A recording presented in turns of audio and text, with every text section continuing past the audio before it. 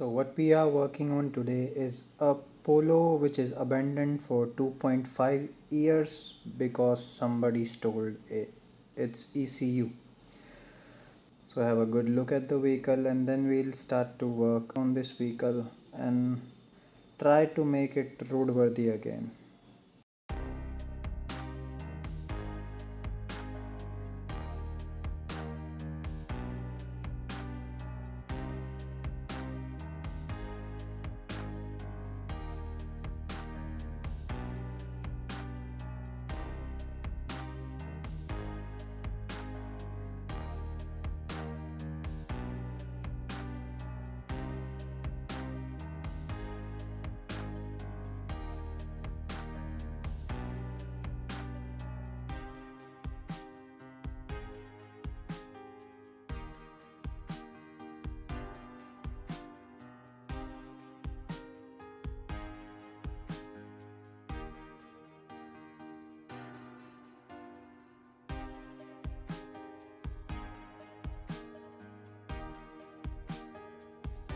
Although the interior seems to be in a good condition, it's just dirty and some spiders as well.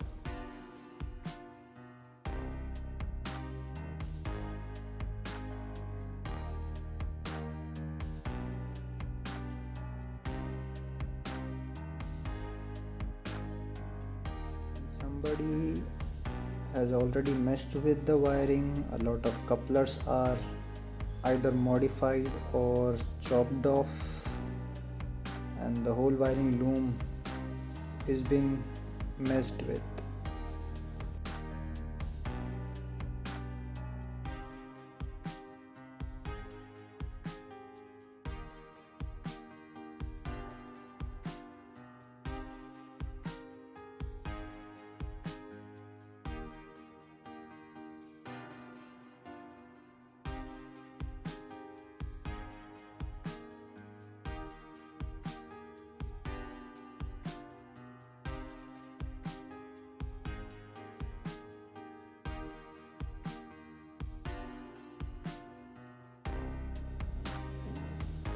Just look at the conditions of the brakes.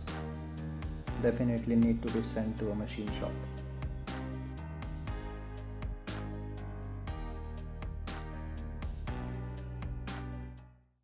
So here is the second-hand control module, engine control module that I bought.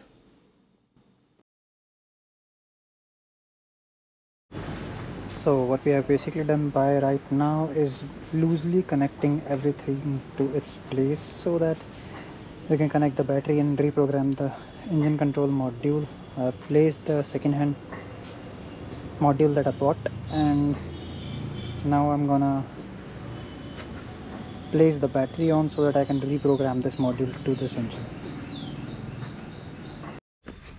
Now we have connected the ECM and a temporary battery. This is the condition of the cluster. It's all messed up. So now it's time for reading the codes. So after swapping the ECM and clearing out the codes, we found that it is not possible in our area to code the ECM to the car. There was no one who can do that. So ultimately we have to do a cluster change as well, because these two things are paired, and this cluster that cluster which we swapped came from a car which is a variant below, which does not have a remote locking key. So it has a simple key. So we also got the transponder chip out of that key, and we made a key of our own with the transponder in it, because the earlier key was throwing up the car in safe mode. So these are the three things you actually need to do if somehow you need to swap your ECM, until unless you want to go to Volkswagen. That's a big expense.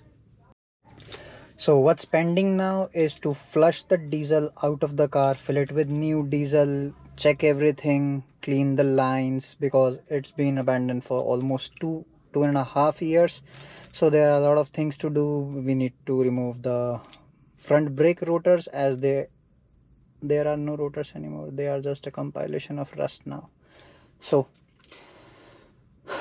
a lot of things to do. That's the condition of disc rotors, so we are just removing it for now. So off to lathe shop. So now all the lights have been cleared. Immobilizer issue, the car was in safe mode. So now what we have to do is flush out the diesel from the lines, put new fuel in, and rotate the engine twice or thrice with hand, and then we can proceed to start the vehicle.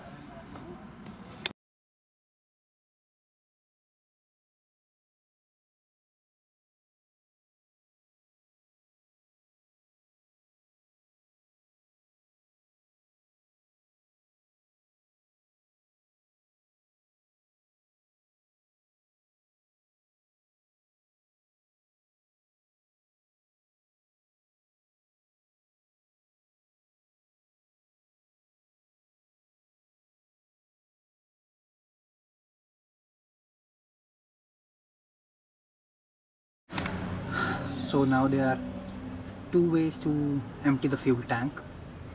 First is remove this lock ring by rotating it anti-clockwise, which you have to do with the help of a chisel and a hammer. It can rotate. So, and then put a siphon pump inside and pull the fuel out. Or secondly is that you can connect a 12-volt battery to these two major prongs, 1 and 2, and you can put a pipe up in here and put the other end into a bucket, so that you can collect all the fuel. As it's sitting for almost 2 years, I'm quite sure the fuel is no longer usable. So we have to flush out the whole fueling system. We have to flush out the whole fuel tank and the fuel system. So after installing the battery, the very first start,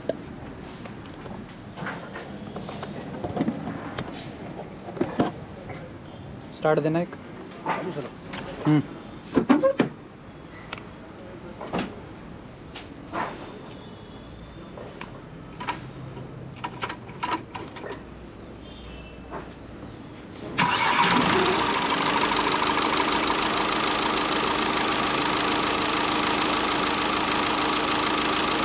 So the most major issue is resolved.